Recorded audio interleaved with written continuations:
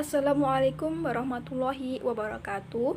Kami dari kelompok 6 yang beranggotakan dua. Yang pertama, saya Miftahul Aliyah dan teman saya Yuli Nuraini akan mempresentasikan tentang pengolahan dan pelaporan hasil evaluasi pembelajaran. Di sini saya akan menjelaskan tentang pengolahan hasil evaluasi belajar. Mengolah suatu data artinya memberikan nilai dan makna pada suatu data yang sudah terkumpul. Dalam mengolah data biasanya menggunakan analisis statistik. Analisis statistik dapat digunakan apabila ada data yang berbentuk angka, sedangkan data kualitatif adalah data yang berbentuk kata. Adapun langkah pokok dalam mengolah hasil evaluasi itu terdapat 4 langkah. Yang pertama, memberikan skor pada hasil evaluasi yang telah dicapai oleh peserta didik.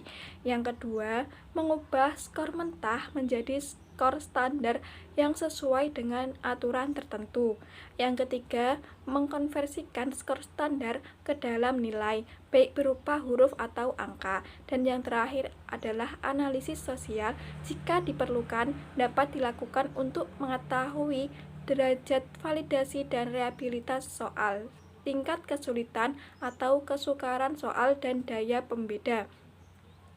Mengolah data berarti ingin memberikan nilai dan makna terhadap data yang sudah terkumpul.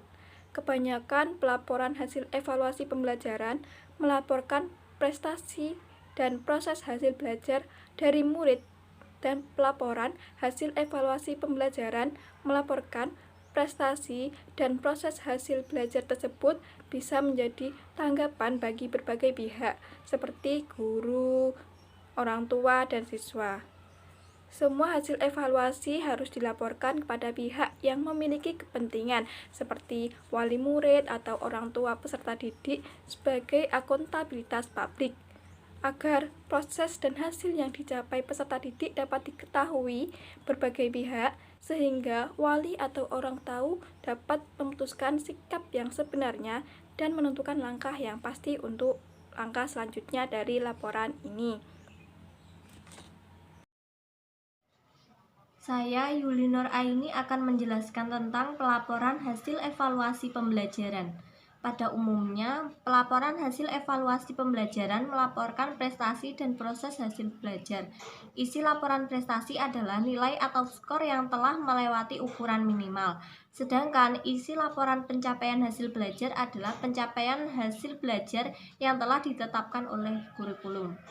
Semua hasil evaluasi harus dilaporkan kepada pihak yang memiliki kepentingan seperti wali murid atau orang tua peserta didik sebagai akuntabilitas publik, agar proses dan hasil yang dicapai peserta didik dapat diketahui berbagai pihak, sehingga wali atau orang tua dapat memutuskan sikap yang sebenarnya dan menentukan langkah yang pasti untuk langkah selanjutnya dari laporan tersebut.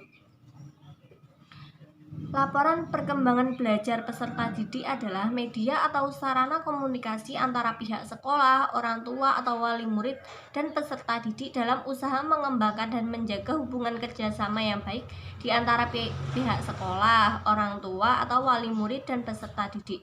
Oleh karena itu, kita harus memperhatikan hal-hal berikut, yaitu yang pertama, konsisten dengan pelaksanaan penilaian di sekolah. Yang kedua, mengandung rincian hasil belajar peserta didik berdasarkan kriteria yang sudah ditentukan dan dihubungkan dengan penilaian yang berguna untuk perkembangan peserta didik. Yang ketiga, menjamin orang tua atau wali murid mengenai informasi permasalahan peserta didik dalam belajar. Yang keempat, memuat berbagai cara dan strategi komunikasi. Yang terakhir, memberikan informasi yang benar, jelas, komprehensif, serta akurat. Dalam dokumen kurikulum berbasis kompetensi, Pusat Kurikulum Balitbang Depdiknas menguraikan bahwa laporan kemajuan siswa dapat dikategorikan menjadi 2 jenis, yaitu laporan prestasi dalam mata pelajaran dan laporan pencapaian. Yang pertama, laporan prestasi mata pelajaran.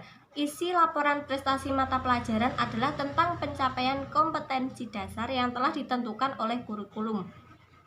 Yang kedua, laporan pencapaian. Laporan pencapaian adalah laporan yang menggambarkan kualitas pribadi peserta didik sebagai internalisasi dan kristalisasi setelah peserta didik melalui berbagai kegiatan baik intra, ekstra maupun kokurikuler dalam kurun waktu tertentu. Sekian penjelasan dari saya.